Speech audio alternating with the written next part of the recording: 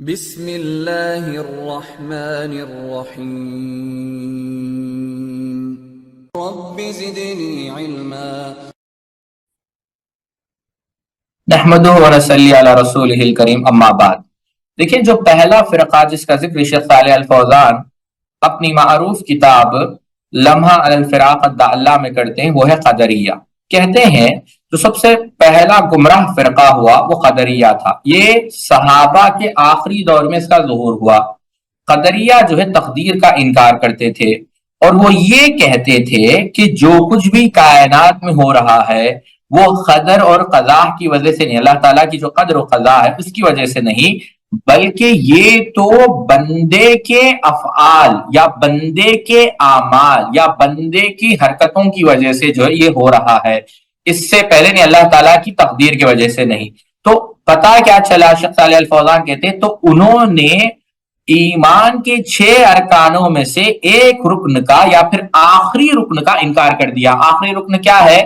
پہلا تو ہے آمنت باللہ وملائکتہ وکتبہ ورسولہ والیوم الآخر والقدر خیرہ وشرہ من اللہ تعالی، یعنی جو قدر ہے چاہے وہ خیر ہو و شر ہو کس کی طرف سے ہے؟ اللہ کی طرف سے، اس کا انہوں نے انکار کر دیا۔ تو اس وجہ سے ان کا نام قدریہ رکھا گیا، بلکہ احادیث کے اندر آتا ہے کہ یہ اس امت کے کیا ہے؟ مجوسی ہے۔ یہ اس امت کے کیا ہے؟ مجوسی ہے۔ کیوں؟ کیونکہ ان کے جو افراد ہیں ان کا یہ دعویٰ ہے کہ وہ اپنے افعال کے جو ہے خالق ہے، اور یہ اللہ کے حکم کے، اللہ کی تقدیر کی وجہ سے نہیں ہوتا۔ امام بخاری نے مستقل ان کے خلاف کتاب بھی لکھی، خلق افعال العباد۔ تو انہوں نے اپنے علاوہ بھی جو ہے دوسرے خالق کا جو ہے اس بات کیا، نہیں یہ کہا کہ اللہ کے علاوہ بھی دوسرے خالق ہے، جیسے مجوس ہے۔ تو اس وجہ سے جیسے مجوس کہتے ہیں کہ کائنات کے 2 خالق ہیں، نعوذ باللہ من ذالک، ایک نور ہے اور ایک شر ہے۔ نور نے جو ہے خیر کی تخلیق کی، شر نے جو ہے ظلم نے جو ہے شر کی تخلیق کی، نعوذ باللہ من ذالک۔ بلکہ قدریہ تو اس سے بھی آگے بڑھ گئے، یعنی مجوسی سے بھی وہ آگے بڑھ گئے، اور انہوں نے کہا کہ ہر آدمی اپنے افعال کا خالق ہے، نعوذ باللہ من ذالک۔ دوسرے صفحے پر آپ جائیں جی۔ تو یہاں پر شیخ صالح الفوزان نے یہاں پر بات بتا، دیکھیے دوسری بات، پھر قدریہ کے بالکل مخالف ہے جبریہ۔ کیا ہے؟ جبریہ۔ جبریہ کون ہے؟ یہ وہ ہے جو بالکل اس کے مخالف ہے، یعنی وہ کیا کہتے ہیں کہ آدمی جو ہے مجبور ہے، یعنی اس کی تقدیر لکھ دی گئی ہے۔ اس کی مثال ایسی ہے جیسے کہ ایک جو کہتے ہیں نا، جو پنکھا بھی نہیں، پر جو ہوتا ہے، پر جانتے ہیں نا، پرندے کا ایک پر ہوتا ہے، وہ پر جیسے گھومتے ہوتا ہے، اس کے پاس کوئی جو اگر ایک پر کو آپ طوفانی ہوا میں ڈال دیں تو پر ہوا کے مطابق چلتا رہے گا، پر کے پاس کوئی طاقت نہیں رہے گی۔ وہ کہتے ہیں کہ انسان ویسے ہی ہے، تقدیر کے مطابق وہ چل رہا ہے، اس کے پاس کوئی اختیار نہیں ہے۔ تو قدریہ ایک ایکسٹریم کو چلے گئے، ایک دم جو ہے انہوں نے ایک الگ ہی راستے پر شدت اختیار کی۔ تو جبریہ بھی جو ہے ایک الگ تشدد پر جو ہے چلے گئے، انہوں نے بالکل جو ہے اپنے اختیار کا ہی انکار کر دیا۔ تو یہ دونوں الگ ہیں، سمجھ رہے؟ دونوں ایک دم ایکسٹریم ہیں، سمجھ رہے ہیں آپ میری بات؟ اچھا، اب یہاں پر ایک بات یاد رکھیں، پھر معتزلہ بھی آیا، معتزلہ کے بارے میں ہم آئیں گے۔ شیخ کہتے ہیں کہ یہاں پر ایک نے مکمل کیا کیا؟ انکار کر دیا تقدیر کا، جیسے قدریہ نے، اور ایک نے اتنا اس بات کر دیا کہ انسان کے اختیار کا بھی انکار کر دیا۔ سمجھ رہے ہیں آپ میری بات؟ قدریہ نے تقدیر کے انکار میں اتنا وہ آگے بڑھ گئے، اختیار کو ثابت کرنے میں انہوں نے تقدیر کا مکمل انکار کر دیا۔ دوسرے جبریہ نے تقدیر کو ثابت کرنے کے لیے انہیں مکمل اختیار کا ہی انکار کر دیا۔ تو یہ کیا ہے؟ دونوں طرف تشدد ہے اور گمراہی۔ اور پھر بعد میں شیخ صالح الفوزان کہتے ہیں کہ یہ قدریہ مختلف فرقوں میں جو ہے وہ بٹیں، اور اللہ تعالیٰ ہی ان کی عدد جانتا ہے، یعنی کافی سارے فرقوں میں وہ بٹیں۔ تو انسان جب حق کو چھوڑ دیتا ہے تو اسی طریقے سے وہ گمراہی میں جو ہے مبتلا ہو جاتا ہے۔ ہر کوئی اپنا اپنا مذہب بنا لے گا، اور پھر اس میں سے کافی سارے جو ہے شاخیں نکلے گی۔ یہی جو ہے بدعات کی، گمراہی کا جو ہے یہی آساس ہے، ان کا نیچر ہے، یوں سمجھے کہ ہمیشہ وہ کٹتے رہیں گے، پھر اس میں مختلف فرقے آتے رہیں گے۔ کیوں؟ کیونکہ ایک راستہ نہیں ہے، صرف عقل کی بنیاد پر چلنا ہے۔ لیکن جہاں تک اہل سنت والجماعت کا تعلق ہے تو ان میں اختلاف یا ان میں افتراق نہیں ہوتا۔ کیوں؟ کیونکہ وہ اسی چیز کو تھامے ہوئے ہیں، یعنی کتاب اللہ کو اور سنت رسول کو ایک ہی منہج پر، تو ان میں اختلاف نہیں ہوتا۔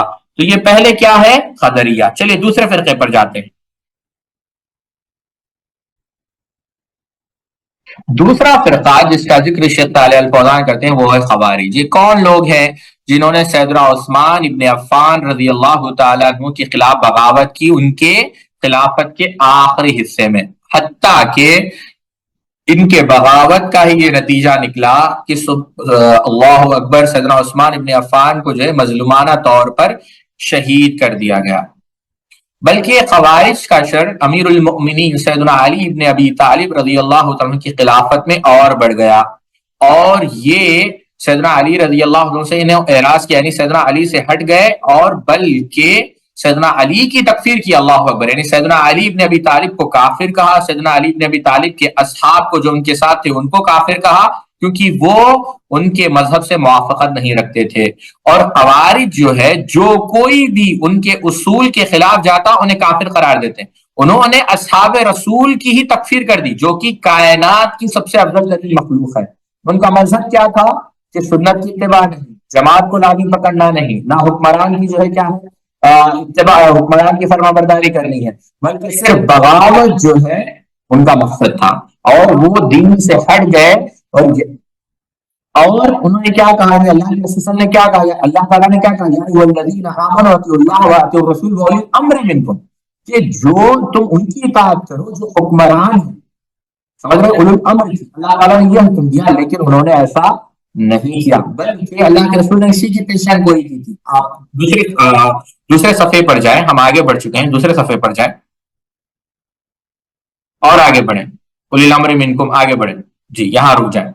تو انہوں نے کیا کہا؟ اللہ کے رسول صلی اللہ علیہ وسلم نے اس بات کی نشاندہی بھی کی کہ تم اللہ سے ڈرو، اور یعنی سم و اطاعت، یعنی سنو اور اطاعت کرو، اگرچہ وہ حبشی کیوں نہ ہو۔ مجھے معلوم ہے کہ اس کے متعلق سوال آیا تھا، ایڈمن نے فارورڈ کیا، میں اس کا بھی جواب سوال و جواب کی نشست میں دوں گا انشاءاللہ۔ تو خوارج کیا، اور اس سے کیا بات پتہ چلی کہ حکمران کی اطاعت، حکمرانوں کی اطاعت کرنا یہ دین کا ایک حصہ ہے، لیکن خوارج کیا کہتے ہیں؟ نہیں، ہم آزاد ہیں، ہم کسی کے محتاج نہیں، ہم بغاوت کریں گے۔ اور انہوں نے مسلمانوں کو جو ہے تفرقہ بازی، مسلمانوں میں کافی سارے تفرقہ انہی کی وجہ سے، بلکہ انہوں نے حکمرانوں کے خلاف جو ہے خروج کیا، اور یہ حقیقت میں کیا ہے؟ اللہ کی بھی مخالفت ہے، اللہ کے رسول صلی اللہ علیہ وسلم کی بھی جو ہے مخالفت ہے۔ ان کی یہ رائے، ان کا یہ مذہب یہ بھی ہے کہ جو کوئی کبیرہ گناہ کرے وہ کافر ہے۔ مثال کے طور پر اگر کسی سے زنا ہو جائے، چوری ہو جائے، شراب وہ پی لے، تو خوارج اسے کافر قرار دیتے ہیں۔ حالانکہ اہل سنت والجماعت کا یہ عقیدہ ہے کہ مسلمان کا جو ایمان ہے وہ ناقص ہوتا ہے، یعنی اس کے ایمان میں کمی آتی ہے، اسے وہ گنہگار کہتے ہیں، لیکن ہم کیا کہتے ہیں کہ وہ ایمان کے لیے مؤمن ہے، اور اس کے گناہ کے لیے وہ کیا ہے؟ اس کے گناہ کی وجہ، اس کی معصیت کی وجہ سے وہ گنہگار ہے، لیکن اس کو ہم اسلام سے خارج نہیں کرتے، سوائے کس گناہ کے؟ سوائے شرک کے، جس کی وجہ سے انسان، یہ جو نواقض اسلام ہے جس کی وجہ سے وہ دین سے خارج ہو جاتا ہے، لیکن اس کے علاوہ، شرک کے علاوہ، یہ کبیرہ گناہوں کی وجہ سے ایمان سے خارج نہیں ہوتا۔ کیوں؟ اللہ رب العزت نے قرآن مجید میں کیا ارشاد فرمایا؟ آگے بڑھیں، آپ اگلے صفحے پر جائیں جی، پہلی آیت دیکھیں۔ اللہ رب العزت نے قرآن مجید میں کیا کہا؟ ان اللہ لا یغفر ان یشرک بہ ویغفر ما دون ذلک لمن یشاء، شرک کے علاوہ اللہ رب العزت ہر گناہ معاف کرے گا۔ خوارج کیا کہتے ہیں؟ جو کبیرہ گناہ کرتا ہے وہ کافر ہے، اس کی مغفرت نہیں ہوگی، وہ ہمیشہ جہنم میں ہوگا۔ لیکن یہ کیا ہے؟ یہ قرآن کے بھی خلاف ہے اور عقل کے بھی خلاف ہے، اور یہ دین کی کم عقلی یا کم فہمی کی دلیل ہے۔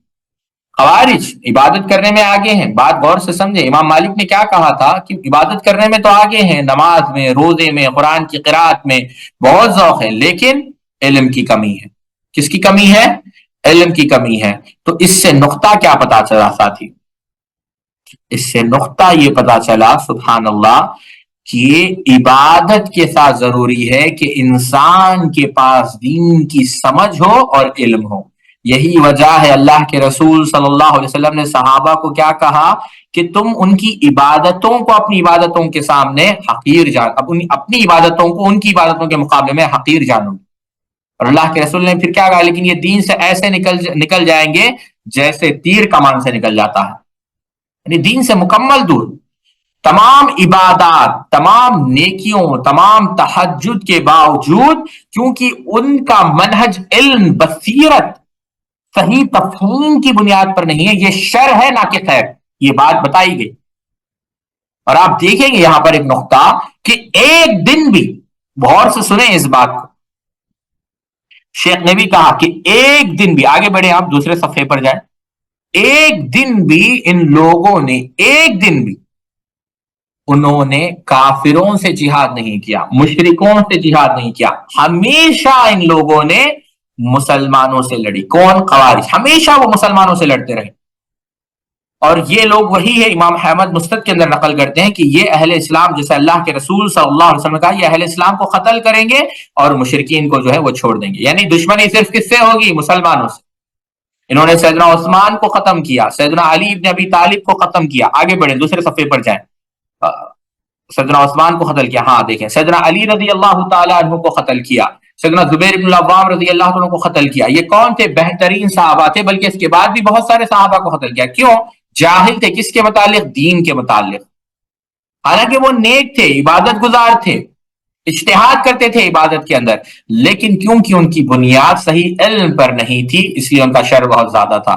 یہی وجہ ہے علامہ ابن قیم رحمہ اللہ نے کیا کہا کہ جو انہوں نے نص کو، نصوص کو، یعنی قرآن و حدیث کو صحیح نہیں سمجھا، دھوکہ کھایا، ٹھوکر کھائی اس کو سمجھنے میں، اور جس کی وجہ سے کافی سارے جو ہے شبہات میں جو ہے مبتلا ہو گئے. تو انہوں نے قرآن و سنت کے جو دلائل ہے اس کو بطور دلیل تو پیش کیا، لیکن اس کا جو صحیح مفہوم ہے، صحیح معنی ہے، جو گنہگار کی جو سزائیں ہیں، اس کو انہوں نے صحیح قواعد یا اصول نہیں سمجھے. یعنی جو مغفرت کے اصول ہیں، جو وعد وعید ہے، جو ہم نے کل ذکر کیے، اس کو انہوں نے نہیں سمجھا. سمجھ رہے ہیں آپ میری بات؟ تو اس سے کیا بات پتہ چلی ساتھیو؟ شیخ صالح الفوزان حفظہ اللہ کہتے ہیں کہ محض عبادت کا شوق جو ہے کافی نہیں ہے.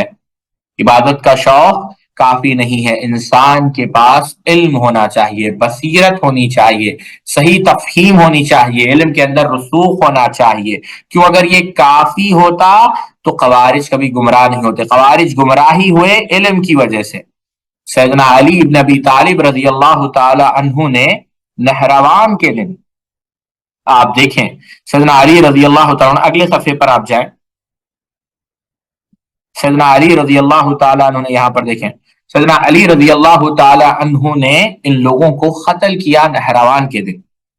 اللہ کے رسول صلی اللہ علیہ وسلم نے بلکہ بشارت دی اور خوشخبری دی جنت کی، جو ان لوگوں کو ختم کریں گے. تو سیدنا علی رضی اللہ عنہ کو قتل کیا اور وہ بشارتوں کے مستحق بنے، جیسے اللہ کے رسول صلی اللہ علیہ وسلم نے بشارت، جیسے امام بخاری اور امام متفق علیہ حدیث ہے، تاکہ ان کے شر سے جو امت کو محفوظ کرے. تو مسلمانوں کے اوپر واجب ہے ہر زمانے میں کہ ان کے افکار سے وہ دور رہیں اور علم حاصل کریں، تاکہ ان کے افکار میں جو ہے وہ نہ پڑے، یا ان شکوک و شبہات میں وہ نہ پڑے، حق کو وہ واضح کریں. سمجھ رہے ہیں آپ میری بات؟ سیدنا علی رضی اللہ تعالی عنہ نے عبداللہ ابن عباس رضی اللہ تعالی عنہ کو بھیجا. آگے بڑھیں آپ.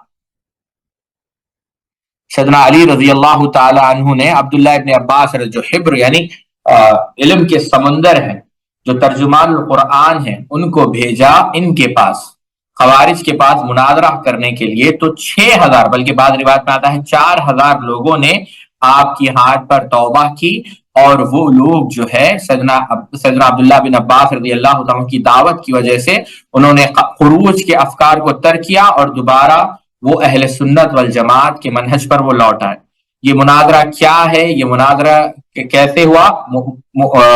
شارحین حدیث نے اور مؤرخین نے اس کو قلم بند کیا. انشاءاللہ کبھی کسی اور مجلس میں ہم تفصیل سے وہ مناظرے کو پڑھیں گے، جو مناظرہ سیدنا عبداللہ ابن عباس رضی اللہ تعالیٰ اور خوارج کے درمیان پیش آیا. تیسرا فرقہ جس کا ذکر شیخ نے کیا ہے وہ ہے شیعہ. شیعہ وہ ہے جو اپنے آپ کو اہل بیت کی طرف منتسب یا انتساب، یعنی ان کی اپنی نسبت اہل البیت کی طرف کرتے ہیں، اور ان میں تشیع ہے. اصل میں تشیع کا معنی کیا ہے؟ اللہ رب العزت نے قرآن مجید کے اندر کہا وَإِنَّ مِن شِیعَتِهِ لِإِبْرَاہِیم، اللہ رب العزت نے کہا اور انہی کے پیروکاروں میں ابراہیم تھے. یعنی ابراہیم علیہ الصلاۃ والسلام وہ تھے جنہوں نے سیدنا نوح علیہ الصلاۃ والسلام کی جو دین ہے اس کی پیروی کی. اللہ رب العزت نے جب نوح علیہ الصلاۃ والسلام کے واقعے کا ذکر کیا تو آپ نے کیا کہا وَإِنَّ مِن فِيَتِهِ ابراہیم.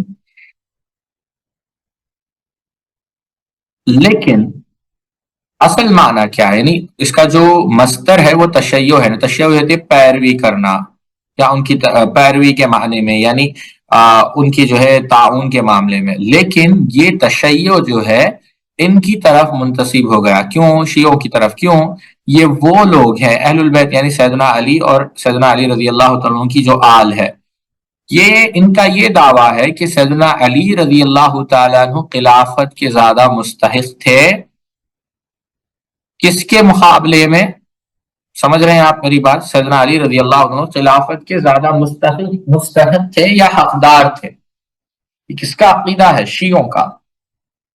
اور ان کا یہ دعویٰ ہے کہ سیدنا ابو بکر، سیدنا عمر، سیدنا عثمان اور دیگر صحابہ نے نعوذ باللہ من ذالک سیدنا علی پر ظلم کیا اور خلافت ان سے چوری کر لی. استغفر اللہ. حالانکہ حقیقت کیا ہے کہ ان ظالموں نے یعنی روافض شیعہ نے جو ہے جھوٹ باندھا ہے. کس پر؟ صحابہ پر بھی، سیدنا علی پر بھی. کیوں؟ صحابہ، سیدنا علی، اہل بیت، سیدنا ابو بکر کی بیعت پر، سیدنا عمر کی بیعت پر، سیدنا عثمان کی بیعت پر متفق تھے. اگر وہ یہ کہتے ہیں کہ سیدنا علی سے خیانت کی گئی، بلکہ یہ بھی کہتے ہیں کہ پورے صحابہ نعوذ باللہ من ذالک وہ کیا ہو گئے؟ مرتد ہو گئے، یعنی کفر جو ہے کافر ہو گئے. استغفر اللہ. یعنی چند کے علاوہ نہیں، وہ کیا ہے؟ وہ چند کیا ہے یہاں پر شیخ نے ذکر نہیں کیا ہے، لیکن مقداد ابن اسود، ابو ذر، ان کے علاوہ، سلمان کے علاوہ وہ تمام لوگوں کو جو ہے یہ کہتے ہیں کہ وہ مرتد ہو چکے ہیں نعوذ باللہ من ذالک. اگلے صفحے پر آپ جائیں. جی. اور پھر وہ کیا کہتے ہیں؟ اتنے آگے بڑھ گئے کہ وہ سیدنا ابو بکر، سیدنا عمر جو ہے ان پر لعنت بھیجتے ہیں. بلکہ یہ قریش کے بت ہے، یہاں تک یہ بات کہتے ہیں نعوذ باللہ من ذالک شیعہ. بلکہ شیعہ اتنے آگے بڑھ جاتے ہیں کہ وہ اپنے اماموں کو یہ درجہ دیتے ہیں کہ وہ حلال و حرام کے تصرفات، احکامات کے ناسخ و منسوخ کے تصرفات کا بھی حقدار ان کو بنا دیتے ہیں. وہ یہ کہتے ہیں کہ قرآن کے بعض حصے جو ہے یعنی ڈیلیٹ کر دیے گئے ہیں، یعنی نکال دیے گئے ہیں. قرآن ناقص ہے، یہ ان کا عقیدہ ہے. بلکہ یہاں تک پہنچا ہے کہ ان کے اماموں کو جو ہے انہوں نے کیا کیا ہے؟ اپنا معبود بنا لیا ہے. ان کے قبروں پر جو ہے بڑے بڑے قبے یعنی بڑی بڑی عمارتیں بنائی ہیں اور وہ ان کی قبروں کا طواف کرتے ہیں اور ان کے لیے نظر و نیاز کرتے ہیں. شیعہ آگے چل کر کافی سارے فرقوں میں بٹ گئے، جس میں بعضوں کی جیسے زیدیہ، اثنا عشریہ، رافضہ، اسماعیلیہ، فاطمیہ، کرامتہ، بلکہ بہت سارے ان میں ہیں. اور یہ سب کس کی وجہ سے ہوا ہے؟ کہ انہوں نے اللہ رب العزت کے راستے کو چھوڑ دیا. جیسے آخری آیت آپ صفحہ پر دیکھ سکتے ہیں. اگلے صفحے پر جائیں سکندر میں. جیسے اللہ رب العزت نے کیا کہا؟ اللہ رب العزت نے قرآن مجید میں کہا فَإِنْ آمَنُوا بِمِثْلِ مَا آمَنْتُمْ بِهِ فَقَدِ اهْتَدَوْا وَإِنْ تَوَلَّوْا فَإِنَّمَا هُمْ فِي شِقَاقٍ فَسَيَكْفِيكَهُمُ اللَّهُ وَهُوَ السَّمِيعُ الْعَلِيمُ.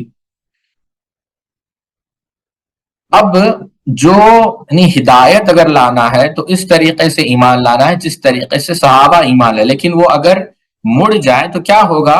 وہ جو ہے اختلاف کے شکار ہو جائیں گے، وہ جو ہے اختلاف میں پڑ جائیں گے. اور اللہ رب العزت کافی ہے ان کے خلاف، اور تو اللہ رب العزت ہمارے لیے کافی، اور اللہ تعالیٰ جو ہے سمیع بھی ہے، اللہ تعالیٰ علیم بھی ہے. اچھا، تو یہاں پر جنہوں نے بھی حق سے اعراض کیا ان کو آزمایا گیا، وہ جھوٹ میں مبتلا ہوئے، گمراہی میں، افتراق میں، اختلاف میں، جس کی وجہ سے ان کا خسارہ ہوا. اور ہم اللہ تعالیٰ کی جو ہے پناہ مانگتے ہیں.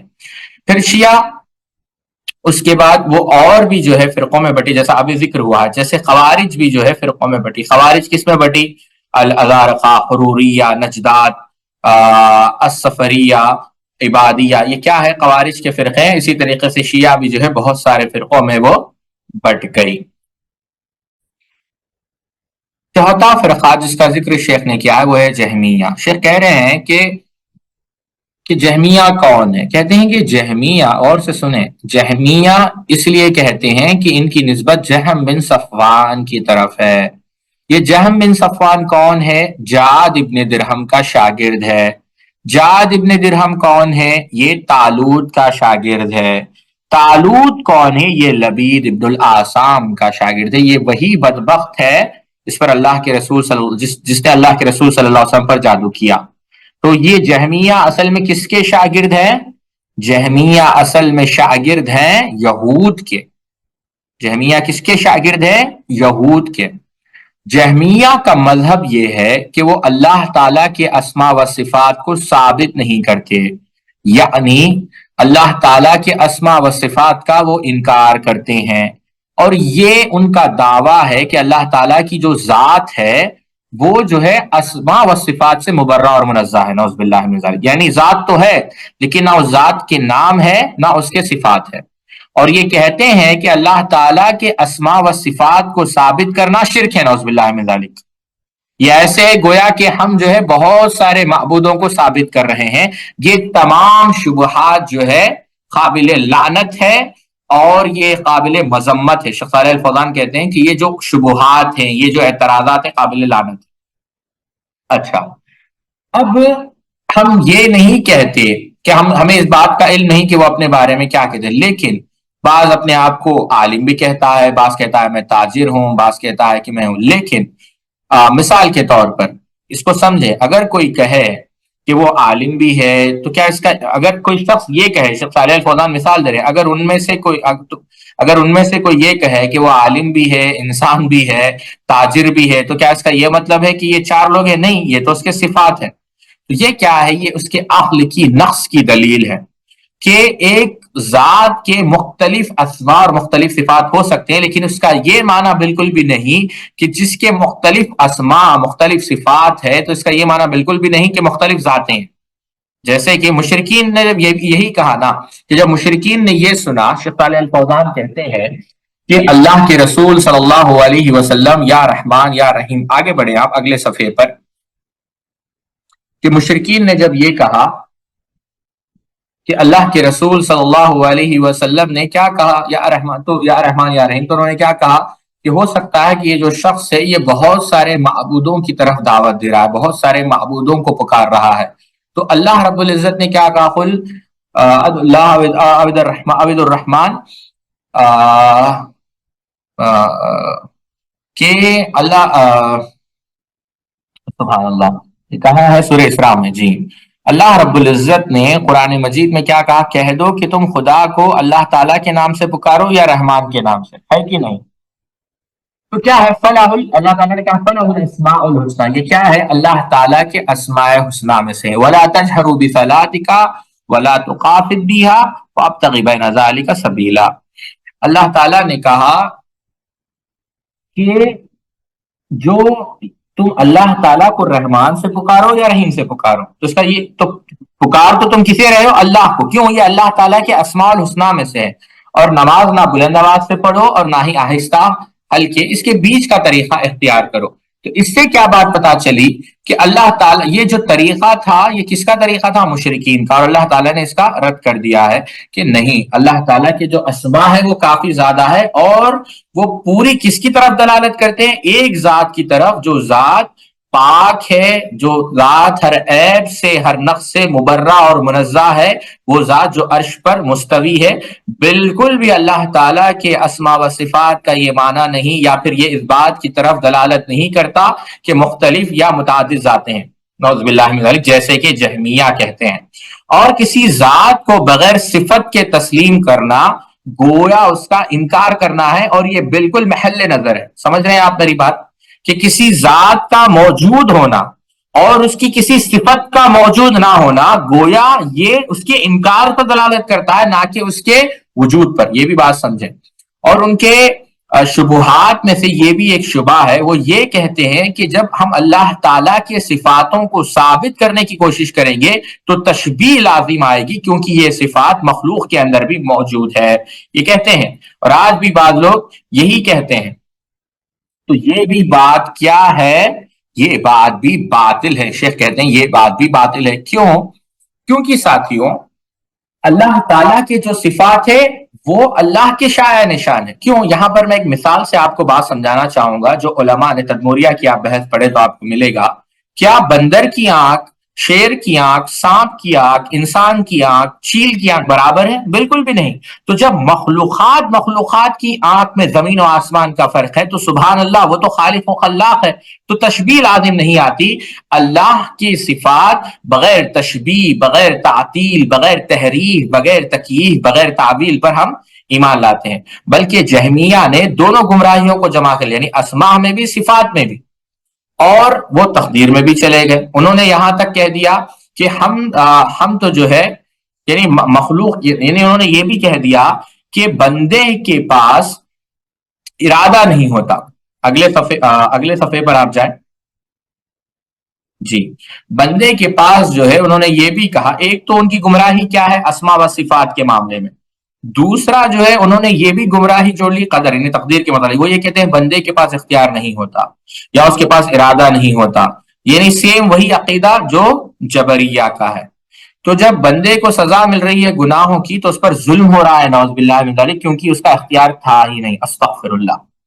یہ جہمیہ کا عقیدہ ہے، یعنی تقدیر میں بھی وہ گمراہ ہو گئے. اللہ تعالیٰ کی اسماء و صفات کا بھی انکار کر دیا. اور ارجاء یعنی مرجیہ جس کا ہم نے ذکر کیا تھا، اور یہ بھی ان کا اعتقاد ہے کہ قرآن جو ہے مخلوق ہے نعوذ باللہ من ذلک. سمجھ رہے ہیں آپ میری بات؟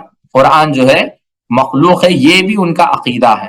اور آپ دیکھیں ابن قیم رحمہ اللہ کے اشعار قصیدہ نغنیہ سے شیخ نے نقل کیے ہیں کہ ابن قیم رحمہ اللہ اس میں کہتے ہیں جیم اور جیم یعنی تین جیم جو ہے یعنی جبر بھی ہے، ارجاء بھی ہے، تجہم بھی ہے. یعنی جو کوئی یہ تین جیم جس کے اندر پائے جائیں گے، یعنی جبر پایا جائے گا، تجہم پایا جائے گا، ارجاء پایا جائے گا، تو چوتھا جیم آ جائے گا. یعنی کیا مطلب؟ اشارہ اس بات کی طرف ہے کہ جس کے اندر جبر پایا جائے، تجہم پایا جائے، ارجاء پایا جائے، اس کے اندر جہنم بھی پائی جائے گی، یعنی وہ جہنم کے راستے پر چلے جائے گا.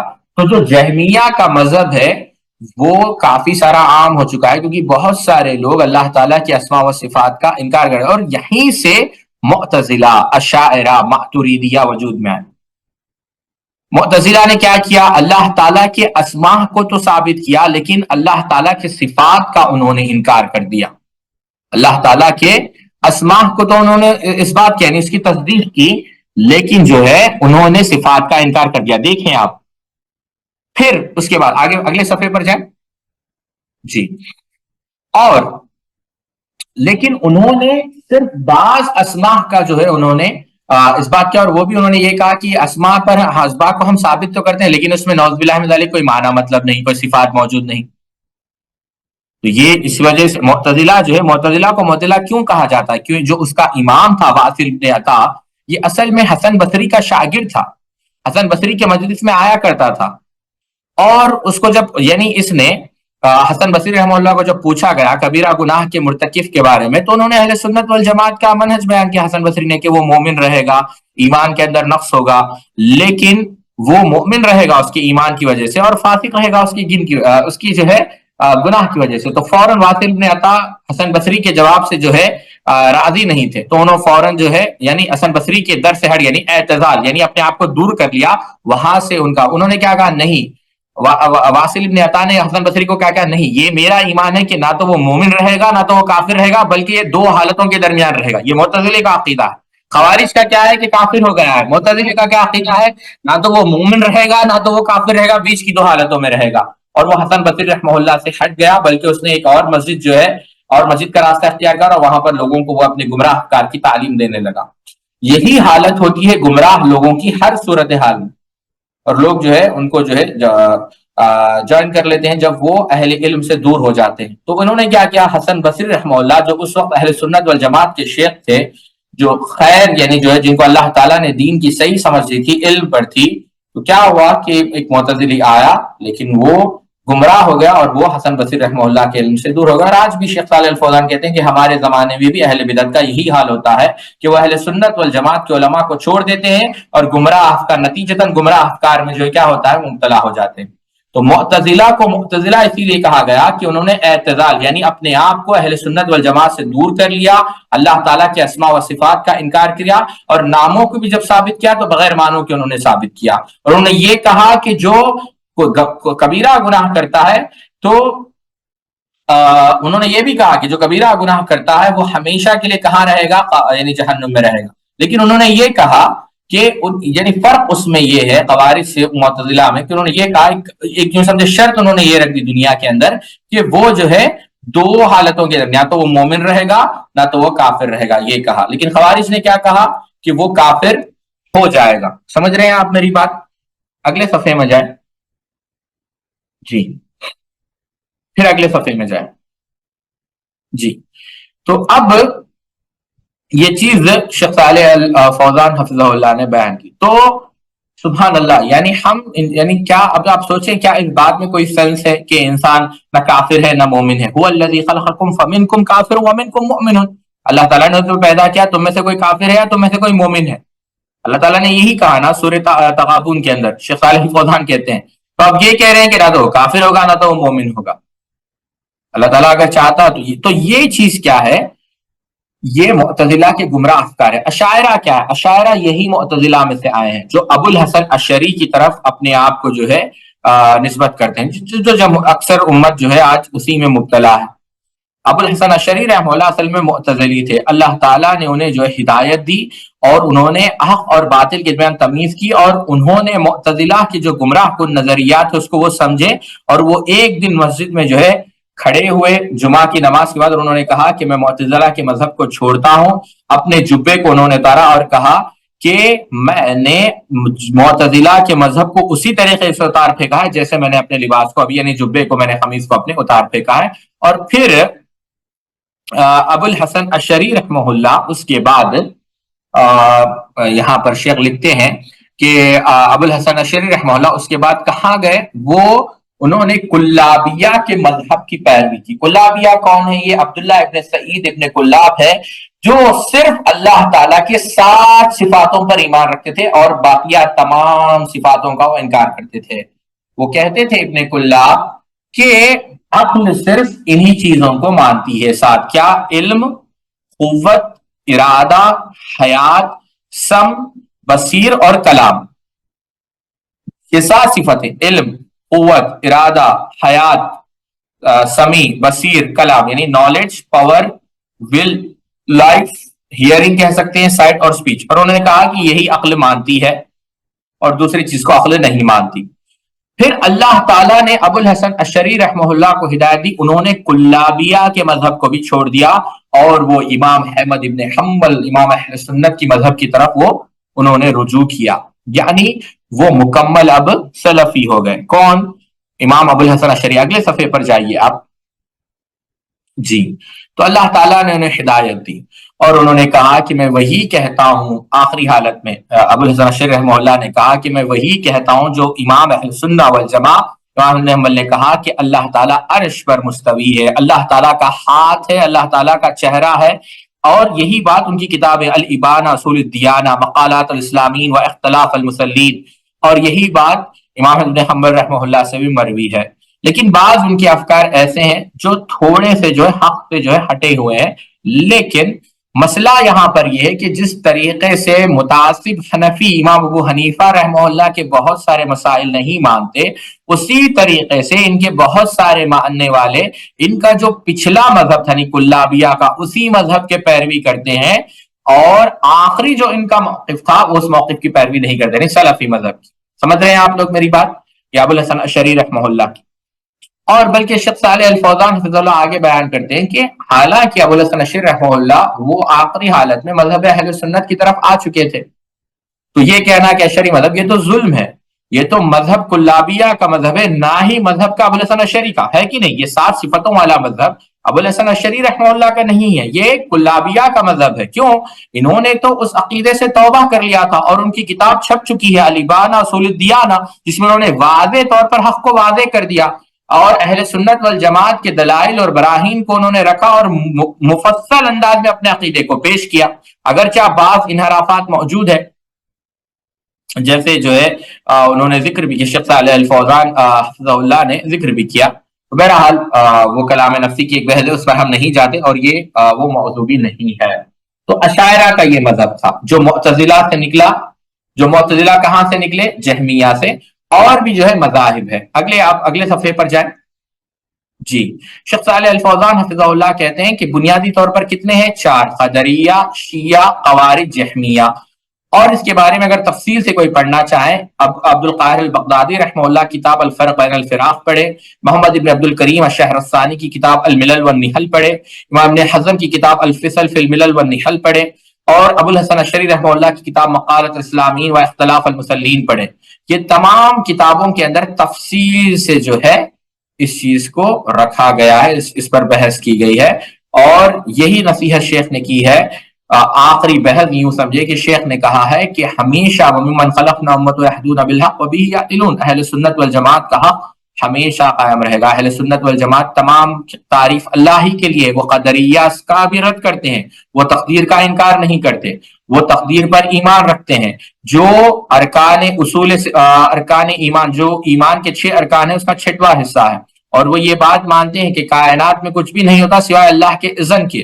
اللہ کی تقدیر میں ہر چیز لکھی ہوئی ہے. اللہ خالق کل شیء وهو على كل شيء وکیل، له مقاليد السماوات والارض، ایسا اللہ تعالیٰ نے سورہ زمر کے اندر کہا.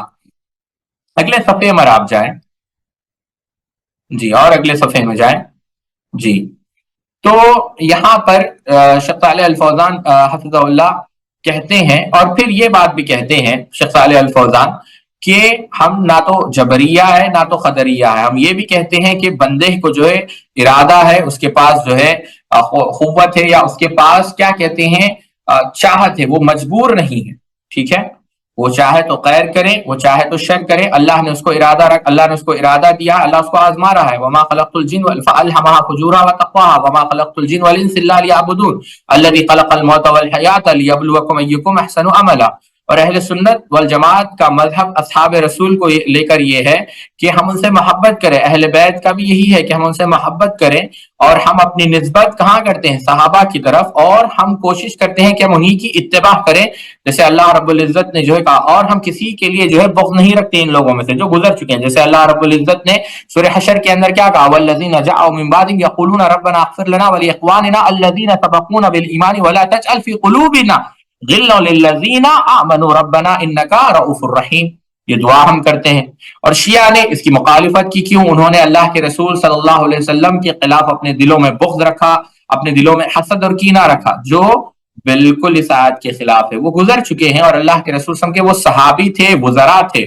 اہل سنت والجماعت اس کے برخلاف صحابہ سے محبت کرتے ہیں، ان کے فضیلت کے قائل ہیں، خلفائے راشدین کو ترجیح دیتے ہیں، پھر اس کے بعد عشر مبشرہ کو، پھر مہاجرین کو، پھر انصار کو، پھر اصحاب بدر کو. یہ پوری جو درجات ہیں، پھر بیت رضوان پہ جو تو بہرحال. اور اہل سنت والجماعت خوارج کے مقابلے میں مسلمان حکمرانوں کی اطاعت کے بھی وہ قائل ہیں، ان کی وہ جو ہے پیروی بھی کرتے ہیں خوارج کے خلاف، اور وہ خروج کے قائل نہیں. حالانکہ اگرچہ حکمران سے غلطیوں، اللہ یہ کہ وہ غلطی کفر اور شرکی نہ ہو، کیونکہ صرف گناہ پر جو ہے مخالفت نہیں کی جا سکتی. اللہ یہ کہ آپ کفر نہ دیکھو، جیسے صحیح بخاری کے اندر کہا کہ حتیٰ کہ تم واضح طور پر کفر نہ دیکھو اور اللہ کی دلیل تمہارے پاس نہ ہو. اہل سنت جو ہے جہمیہ کا بھی انکار کرتے ہیں. آگے اگلے صفحے پر جائیں آپ. جی دیکھیں، اہل سنت جو ہے آخری پیراگراف دیکھیں. اہل سنت جو ہے جہمیہ کا بھی جو ہے وہ انکار کرتے ہیں. کیوں؟ جہمیہ نے ٹھوکریں کھائی اللہ تعالیٰ کے اسماء و صفات کے باب میں. ہم کیا کہتے ہیں؟ ہم نہیں، ہم جن اسماء سے، جن صفات سے اللہ تعالیٰ نے یا اللہ کے رسول صلی اللہ علیہ وسلم نے اللہ کو متصف کیا ہے، وہ اسماء و صفات، کیونکہ اللہ کے رسول ہم اپنی طرف سے کچھ نہیں کہتے، ہم ان تمام اسماء و صفات کا جن کا ذکر نصوص صحیحہ میں آیا ہے، احادیث صحیحہ میں، قرآن کی آیتوں میں آیا ہے، ہم ان کو مانتے ہیں بغیر تشبیہ کے، بغیر تمثیل کے، بغیر تعطیل کے، بغیر تحریف کے. جیسے اللہ تعالیٰ نے کہا لیسا کمثلہ شیء وہو السمیع البصیر. تو اہل سنت والجماعت کا منہج یہ ہے کہ ہم ان تمام اسماء و صفات پر ایمان لاتے ہیں اور ان تمام گمراہ فرقوں سے برات کا اعلان کرتے ہیں. تو جو کوئی چاہتا ہے کہ امن میں رہے، اگلے صفحے میں جائیں، جو کوئی چاہتا ہے کہ وہ امن میں رہے، یعنی کیا معنی؟ جو ہدایت پر گامزن رہنا چاہتا ہے، جنت میں جانا چاہتا ہے، جہنم سے بچنا چاہتا ہے، چاہے وہ عبادت سے چاہیے کہ عبادات میں اہل سنت والجماعت کا طریقہ اختیار کرے، صوفیوں کا طریقہ وہ اختیار نہ کرے، خرافیین کا طریقہ وہ اختیار نہ کرے، اہل بدعت کا وہ طریقہ اختیار نہ کرے، وہ عبادات محض توقیفی یعنی جو قرآن اور سنت سے ثابت ہے ویسے ہی وہ عبادات کرے، سمجھ رہے ہیں؟ کسی طریقے کو یعنی چاہے وہ نقشبندیہ ہو، قادریہ ہو، سہروردیہ ہو، چشتیہ ہو، یا جو ائمۃ المضلین ہے جو گمراہ کرنے والے ہیں ان کے طریقوں کو وہ اختیار نہ کرے۔ اسی چیز کا سوال ہم اللہ تعالیٰ سے کرتے ہیں کہ اللہ تعالیٰ ہمیں اہل سنت والجماعت سے بنائے۔ اللہ تعالیٰ کے فضل، اللہ تعالیٰ کا اللہ تعالیٰ کے کرم سے یہی ہم امید رکھتے ہیں کہ اللہ تعالیٰ ہمیں حق کو حق بتائے اور باطل کو باطل بتائے، حق کو حق بتائے، اس کی اتباع کرنے کی توفیق دے، باطل کو باطل بتائے اور اس سے اجتناب کرنے کی اللہ تعالیٰ ہمیں توفیق دے، اور اللہ تعالیٰ ہمیں اس ہدایت کی اتباع کرنے کی اور اس بدعات، گمراہی، ضلالت سے بچنے کی، اجتناب کرنے کی توفیق دے۔ بے شک اللہ تعالیٰ سننے والا ہے اور اللہ تعالیٰ دعاؤں کو قبول کرنے والا ہے، اور ہم اللہ کے رسول صلی اللہ علیہ وسلم پر سلامتی بھیجتے ہیں۔ سبحانک اللہم و بحمدک، اشہد ان لا الہ الا انت، استغفرک و اتوب الیک۔